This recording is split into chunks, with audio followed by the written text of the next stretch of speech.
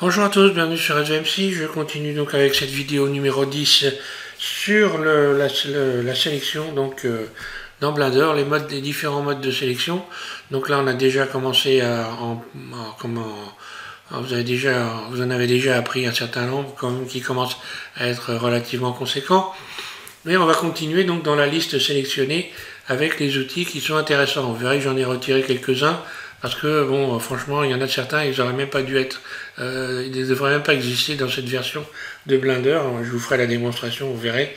Il y a des outils qui sont intéressants, il y en a d'autres par contre, bon, on se demande à quoi ils servent. Mais bon, ils sont là, ils sont là. Donc dans cette vidéo, avec cette vidéo, je vais vous parler donc de la sélection, des sélections. Je vais vous parler également du contrôle permanent. Le contrôle permanent, c'est simplement le fait de faire certains contrôles lorsque vous modélisez quelque chose régulièrement pour ne pas arriver à la fin de votre modèle avec des problèmes importants. Donc il y a des choses qu'on contrôle très régulièrement comme les doublons par exemple ou qu'on contrôle donc l'orientation des faces et également la validation des formes dans le mode objet. Donc je vais vous parler de tout ça. Et puis on parlera également du fait de pouvoir créer avec Blender, d'inventer des formes, donc de jouer avec des formes en même temps quand vous ouvrez Blender. Vous n'êtes pas obligé systématiquement de faire un placard, une chaise ou je ne sais trop quoi encore. Vous pouvez très bien commencer à vous amuser, à jouer avec, à créer des formes. Et ça vous rendra par la suite beaucoup plus performant lorsque vous voudrez créer des objets concrets, d'être capable d'inventer donc des formes avec Blender. Voilà, on va travailler là-dessus. Je vous remercie à tous de suivre la chaîne. Vous êtes un certain nombre quand même à vous abonner depuis peu de temps de manière importante. Je vous remercie donc à tous les nouveaux abonnés. Et puis je vais vous parler aussi du temps de visionnage que j'ai augmenté un petit peu parce que j'ai estimé que pour avoir une formation rapide, 15 minutes c'est ce que je voulais faire 2 fois par semaine en début de vidéo, mais vu le nombre de personnes que vous êtes à suivre cette série, bon j'ai augmenté un petit peu le temps de visionnage et le nombre de vidéos évidemment que je voulais faire au début. Donc j'ai un petit peu modifié, mais bon c'est ça, il faut toujours essayer de s'adapter. C'est pareil avec Blender, il faut essayer de s'adapter aussi. Et donc voilà, donc vous avez des vidéos qui sont un petit peu plus longues. Évidemment, je vous invite à les regarder, pas à les survoler. Si vous voulez arriver au bout véritablement à être performant avec Blender, c'est pas en survolant les vidéos, que ce soit les miennes ou celles des autres d'ailleurs. Si vous voulez regarder 3 minutes par-ci, 2 minutes par-là, vous n'arriverez jamais à être performant avec cet outil qui demande quand même un minimum d'apprentissage. Alors, je repars donc sur la version 3 de Blender. Et puis vous allez ajouter une sphère. Donc faites un clic gauche pour supprimer cette petite affichette là, cette affiche de présentation. Ensuite vous allez dans Mesh, ici ajouter, ou alors vous faites un CTRL A et vous ajoutez une sphère. On va partir avec cette sphère que vous emmenez en mode Edit en cliquant sur Tab. Voilà, un clic droit dans la scène pour désélectionner le tout et on va continuer donc dans cette liste où j'avais déjà commencé à vous faire une démonstration sur les éléments qui sont là. Bon, sur les lassos, non, il y a des choses que j'ai pas mis, j'ai pas insisté dessus, franchement, elles ne servent pas à grand chose. Alors, je vais vous donner un exemple, par exemple ici, si je voulais sélectionner des boucles sur ma sphère, je ferais Alt, un clic droit, puis Shift Alt pour sélectionner une autre boucle ici, puis cette boucle-là. Voilà, donc là, si je voulais sélectionner des boucles en utilisant ici cette fenêtre, je pourrais le faire, vous voyez, boucle d'arrête. Donc ici, par exemple, si je sélectionne en mode arrête, une arrête ici, une arrête là, et une arrête là, et que je vais donc sélectionner boucle d'arrête, là, je fais la même chose, mais j'ai perdu beaucoup de temps, alors que j'aurais pu tout simplement faire ça directement, et voilà, par exemple. Donc voilà, on voit bien alors pour les personnes qui débutent, bon, ça peut aider éventuellement pour quand on n'arrive pas à mémoriser les raccourcis clavier. Mais je le dis encore une fois, les raccourcis clavier, vous devez impérativement les mémoriser, il faut vraiment travailler dessus, voilà, c'est incontournable, il n'y a pas d'autre choix. Donc, mais par contre, on va voir qu'avec ces deux éléments-là, il y a des choses intéressantes à faire. Par exemple, ici, bon, je vais sélectionner des vertices, je me mets en mode vertice, et puis sur cette sphère, je vais sélectionner des groupes de vertices comme ceci. Voilà, ici et là, puis là, voilà. donc des groupes, hein, donc qui sont attenants les uns aux autres. Voilà. Ici, par exemple, 2 et puis 2 là. Imaginons que j'ai fait cette sélection et que je veuille créer donc une sélection. Regardez ce qui va se passer. Je vais sélectionner non pas des boucles, mais des anneaux. Anneaux d'arête. Et voilà ce qui se passe. Vous voyez que là, j'ai fait une sélection que j'aurais mis plus de temps à faire si je n'avais pas utilisé sélectionner. Par exemple, ici, si je faisais une surface, S, regardez, je fais S, vous voyez que là, je crée une forme, par exemple. Donc, ce que je voulais dire, l'intérêt de créer des formes, d'inventer des formes, lorsque vous jouez avec Blender, parce que c'est ça en fait, on joue, essayez de créer des formes. Donc là, en voyant ça, je me dis, tiens, la première chose que je me dis, alors vous imaginez bien que j'ai déjà créé cette forme depuis très longtemps, mais je me dis que je pourrais peut-être pas, ça peut ressembler à un fruit par exemple. Donc si j'abaisse par exemple, si je fais un SZ0 ici, et puis pareil, je sélectionne cette boucle-là, SZ0 ici, voilà. Ici, je vais faire pareil, je vais aplatir ici les faces, SZ0, puis ici, pareil, Alt, un clic droit, SZ0, et puis je vais subdiviser, vous voyez que vous allez voir que je crée une forme en allant utiliser l'outil ici, donc le modificateur. On parlera de tous ces modificateurs par la suite, hein. C'est pas pour l'instant le moment de parler des modificateurs lorsqu'on apprend. Je vais faire un G et Z pour venir aplatir légèrement ici. J'attrape ici cette boucle, puis je vais faire un G, Z également, et vous voyez que tout de suite, j'obtiens eh bien, quelque chose qui ressemble à un fruit bien connu. Voilà, et si je fais un SZ, en mode par exemple Edit, SZ, eh bien voilà. Je vais lui mettre un petit peu de vert et vous verrez que vous allez tout de suite reconnaître, voilà, normal, je vais le lisser, pardon, voilà. Mode objet, le mode objet lissé. Ici, je vais rechercher les normales. Bon, je vais vite parce que c'est déjà des choses que j'ai fait voir déjà depuis belle lurette là. Hein. CTRL B. Je vais arrondir légèrement. Voilà. Voilà, ça ressemble à... Voilà, il faudrait évidemment que j'aille plus loin dans mon arrangement, mais on dirait bien, pas un piment, mais un poivron, hein, par exemple. D'ailleurs, tiens, on va voir, regardez ce qui se passe. Ici, j'ai adouci. Et on voit on voit qu'il y a ici une arête qui n'est pas adoucie. Eh bien, voilà, vous allez comprendre, pour ceux qui n'auraient pas compris, à quoi sert d'aller faire auto-lisser ici. Si je modifie cette valeur, regardez bien, je vais retourner adoucir, voilà, tout doucement. Voilà. Et j'ai fini par adoucir tout mon poivron. Voilà. Allez, je repars sur... Je vais supprimer ça, Shift X, supprimer. Ajouter une sphère. Je recommence. Là.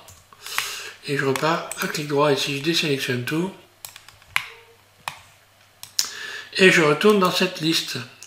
Donc on peut sélectionner des boucles d'arête, hein, donc dans tous les sens.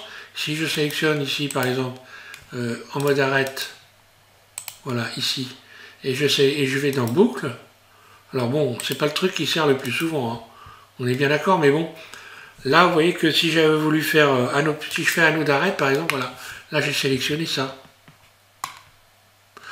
Ce que j'aurais pu faire pour avoir cette sélection là, je me serais mis par exemple dans le mode face, je fais un clic droit ici, puis ensuite je me mets en mode arête, ici en mode arête, et ici je sélectionne cette ligne d'arête là, puis celle-là, et voilà, j'ai tout simplement désélectionné, je fais la même chose.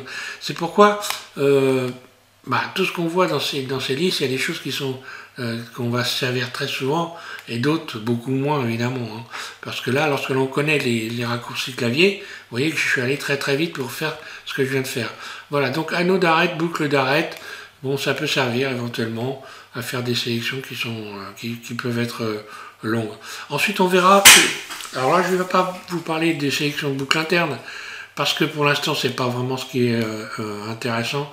Vous ne faites, on verra ça peut-être plus tard. Par contre, je vais vous parler de la sélection des boucles frontières. Donc j'ai déjà fait une démonstration avec ça. La sélection des boucles frontières. Vous allez sélectionner, vous mettez en mode face ici et vous allez créer des trous comme ça. Vous cliquez sur C et vous faites des sélections de face un petit peu partout. Là, ici, ensuite ici, C. Et ici, voilà, et hop, j'ai fait une sélection, et je vais supprimer ces faces en faisant Shift X, pardon, face, pas Shift, mais X face, oh là, faut que je me réveille, hein, il est un peu tôt, hein. X face, donc je supprime les faces, j'ai créé des trous comme ça, dans ma sphère, et maintenant on imagine que je veuille sélectionner tous les tours. Si je voulais sélectionner tous les tours, je me mettrai en mode arrête ici, je fais un clic droit sur les bords, voilà, je peux le faire ici, mais il faut que je reprenne tous les éléments pour faire des... Et là, c'est des sélections simples, hein. Voilà, je pourrais le faire comme ça. Mais je peux le faire également d'une autre façon, en sélectionnant tout, A, et ici je vais aller sélectionner aux boucles frontières. Ici, voilà. Sélectionner, boucle, frontière, là. Et là, j'ai sélectionné d'un seul coup toutes les ouvertures.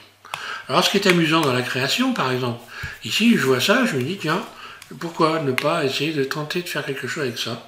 Je vais commencer par, moi, j'ai dans mes outils donc favoris, installer donc la boîte à outils LoopTool que vous devez avoir. Si vous suivez ces vidéos depuis le début, vous avez installé la même configuration que moi. Lorsque vous cliquez sur la lettre Q, vous allez automatiquement pouvoir avoir cette liste ici et relaxer. Et qu'est-ce que j'obtiens? J'obtiens voilà, des ouvertures comme ça qui sont déformées, que je pourrais par exemple ici en allant en faisant Alt E, voilà, extruder ou si je fais extruder, puis S surface, j'obtiens ça. J'obtiens un truc bizarre comme ça. Si je fais lisser, je vais lisser les faces, hein. Donc je me remets en mode objet, lisser, et ici je viens ici faire auto lisser, voilà. Donc là on va voir quoi? On voit une chose intéressante, par exemple que ça ne s'est pas lissé. Regardez ici, ça ne s'est pas lissé. Donc si je voulais vraiment lisser correctement cet objet, il faudrait que j'augmente cette valeur. Et là on voit directement, vous voyez, voilà. Hop, on voit que en modifiant cette valeur, j'ai lissé l'objet. Que je pourrais aussi également subdiviser éventuellement, pourquoi pas, pour essayer de voir ce que ça donne. Et puis voilà, c'est Shrek, mais avec plein d'oreilles. Voilà, et je reviens en arrière d'ailleurs, on va voir une chose qui est intéressante, vous allez voir que lorsque vous utilisez la boîte à outils LoopTool pour venir relaxer, je fais relaxer, je peux augmenter cette valeur ici, lorsque je fais relaxer, j'ai donc cette fenêtre qui s'ouvre ici, et je peux faire itération.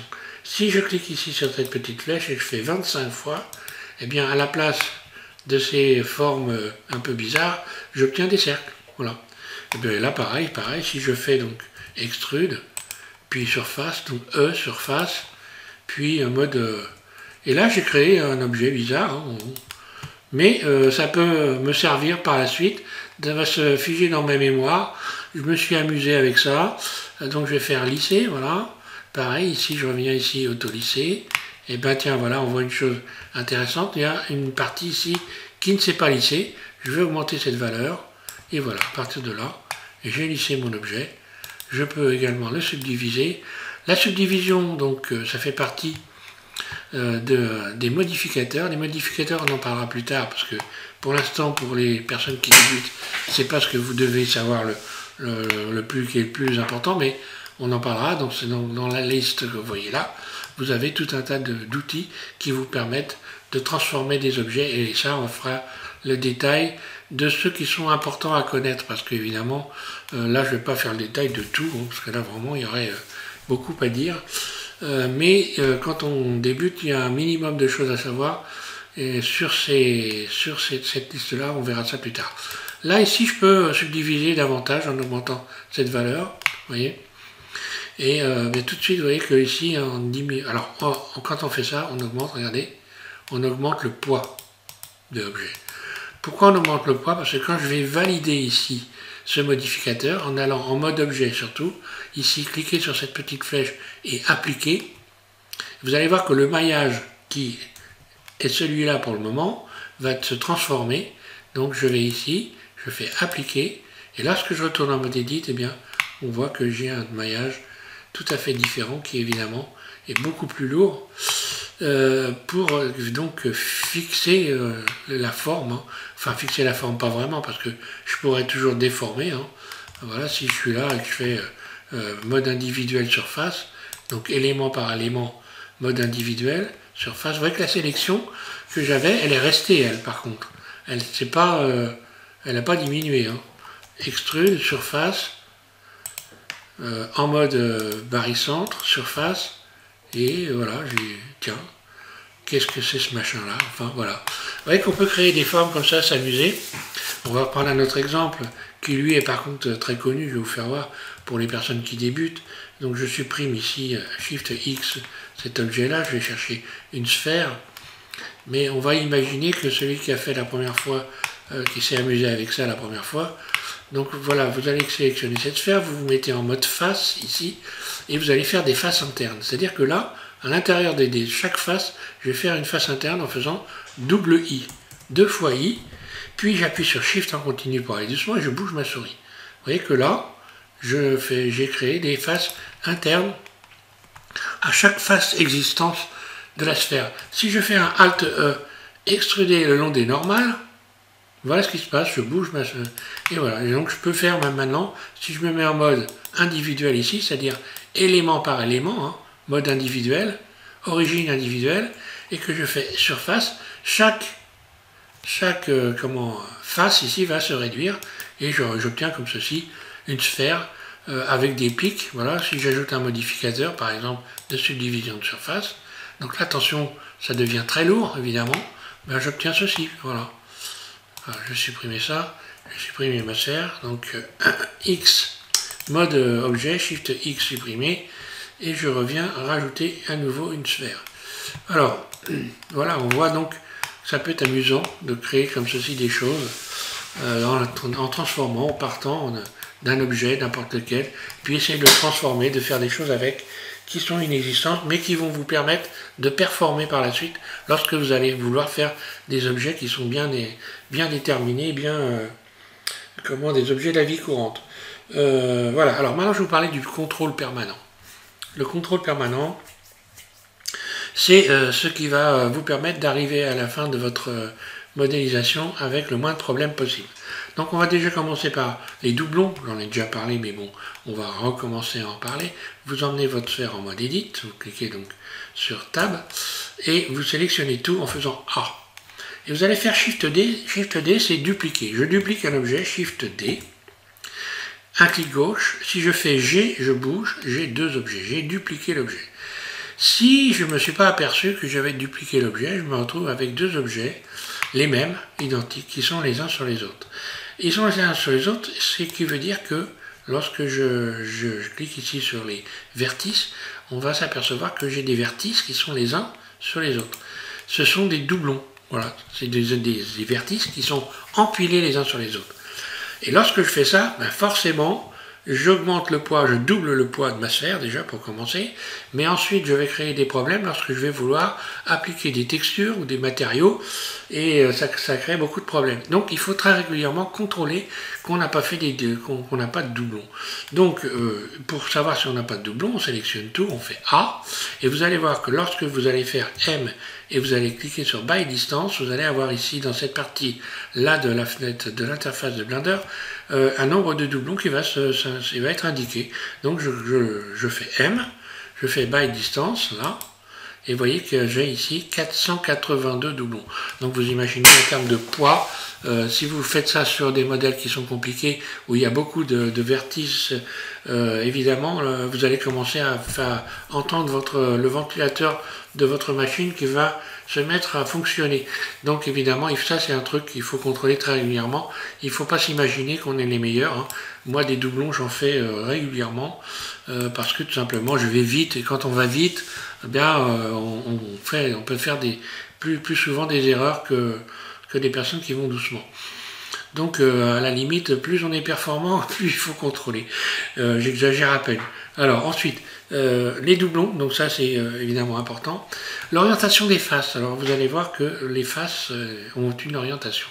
On va prendre un exemple ici, si je veux voir l'orientation des faces, déjà vous allez ici cliquer sur cette fenêtre, donc en mode Edit, et vous allez ici cliquer sur orientation des faces. Vous allez voir, ça va prendre une couleur bleue. Voilà, ça prend une couleur bleue, ce qui veut dire que si je vais à l'intérieur en faisant tourner la roulette de ma souris, de ma sphère, là l'extérieur est coloré en bleu et l'intérieur est coloré en rouge. Ce qui signifie que vous pouvez également, bien sûr on en parlera plus tard, avoir des faces qui sont bicolores, c'est-à-dire que je pourrais très bien avoir une face qui est jaune d'un côté et puis rouge de l'autre, par exemple. Mais également c'est surtout ce qui va me permettre de contrôler que je n'ai pas des faces qui sont destinées à être des faces extérieures se retrouver à l'intérieur. Je m'explique, ici une face, les faces extérieures sont toutes en bleu, les faces intérieures sont toutes en rouge. Donc on voit bien deux types de faces différentes. Si j'inverse une face, par exemple ici, je prends cette face-là, et je vais l'inverser en faisant un Shift N. Là. Ici, cette fenêtre vient de s'ouvrir, et je vais mettre à la place d'extérieur, intérieur. Donc j'ai estimé qu'ici c'était une face intérieure. Lorsque je vais vouloir maintenant texturer, rajouter un matériau, vous allez voir ce qui va se passer. Donc je vais désélectionner tout simplement avec mon menu favori l'orientation des faces. Donc là on voit rien. Quand on voit sa sphère, on dit elle est normale. Par contre, imaginons que je rajoute un matériau ici.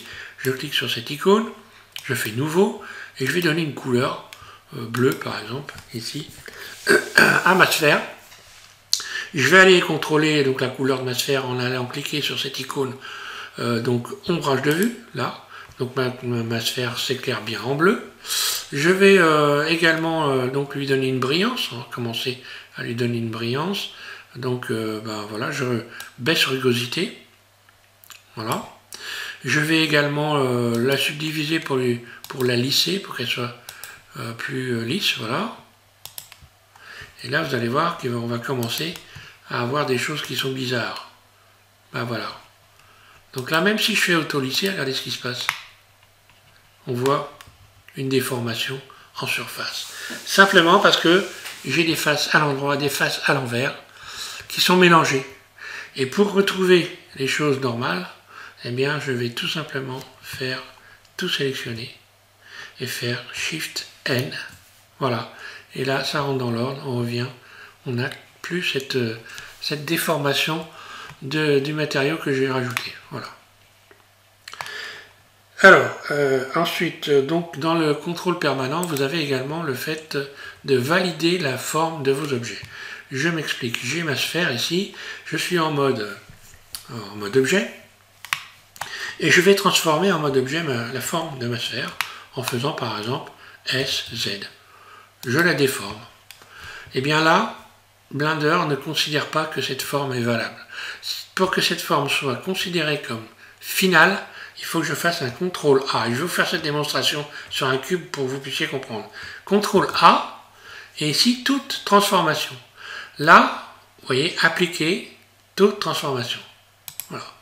Donc là, à partir de là, si je vais en mode Edit, je n'aurai pas de problème lorsque je vais vouloir transformer des choses. Mais on va voir, on va faire cette expérience avec un cube. Shift X, je supprime ma sphère et je vais rajouter un cube. Donc en faisant Shift A, puis Mesh, cube, voilà. Donc là, je vais transformer mon cube. Donc je vais mettre je suis en mode objet. Je vais le transformer en faisant un SZ. Là, j'ai fait un SZ. Et bien là, lorsque je vais retourner en mode Edit, si je veux par exemple faire des biseaux sur une arête, regardez bien, je vais prendre une arête, par exemple. Et je vais faire des biseaux en faisant un CTRL B. Donc un biseau, voilà. Un chanfrein pour les amoureux du bois. Hein. Et voilà, regardez, mon biseau. Il n'est pas régulier. Il n'est pas bon. Tout simplement parce que eh bien, mon objet n'est pas validé dans le mode objet. Si je veux avoir un biseau correct, je retourne dans le mode objet et je vais faire CTRL A, toute transformation. Lorsque je retourne dans le mode Edit et que je fais la même chose en faisant un CTRL B pour faire un biseau, mais regardez le biseau, il est cette fois-ci régulier. Là. J'espère que je me suis bien fait comprendre. Je reviens en arrière, CTRL Z. Là. Surface sur Z. Je ne valide pas. Je sélectionne une arête ici. Et je fais un CTRL B. Vous voyez que le biseau, voilà ce qu'il donne. J'ai un biseau comme ça.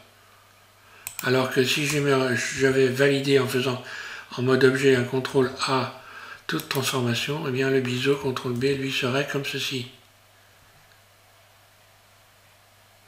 Donc on voit bien qu'il faut éviter de transformer des objets dans le mode objet, ou alors, pourquoi pas, mais à ce moment-là, il faut valider. Si je fais un SX ici, eh bien je vais tout de suite derrière faire un CTRL A pour valider toute transformation, ce qui fait que ici, si je me mets en mode Edit et je fais Shift CTRL Alt, un clic droit pour sélectionner tous les tours ici de ce bloc, et que je fais un CTRL B pour faire des biseaux, eh bien voilà ce que j'obtiens. Donc là j'aurai des biseaux qui seraient conformes, qui seraient corrects. Voilà. Donc voilà, je pense que je vous ai tout dit ce que je voulais vous dire sur les sélections. Oui, sur les sélections. Oui, on a parlé, c'est bon, je sais même plus où j'en suis. Oui, donc voilà pour cette vidéo. Bon, bah écoutez, on va continuer par la suite avec les outils de sélection. On va finir cette liste-là en allant, je vais vous faire une démonstration éventuellement sur les outils qui sont intéressants ici, là. Dans les outils qui restent, on va développer un peu sur certains outils là qui peuvent être intéressants.